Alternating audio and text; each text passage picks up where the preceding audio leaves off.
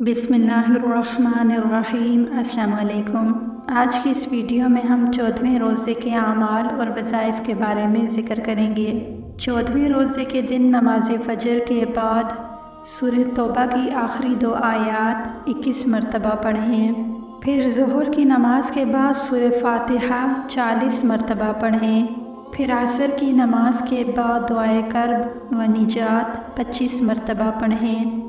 ला इलाहा इल्ला अंत सुब्हानक इन्नी कुन्तु मिनज़-ज़ालिमीन। मज़कूरा दुआ को आयत करीमा भी कहते हैं। ये दुआ हज़रत यूनुस अलैहिस्सलातु वस्सलाम ने मछली के पेट में पढ़ी तो अल्लाह ताला ने उन्हें निजात अता फरमाई। इसके बाद सूरह फ़ातिहा 21 मरतबा पढ़ें।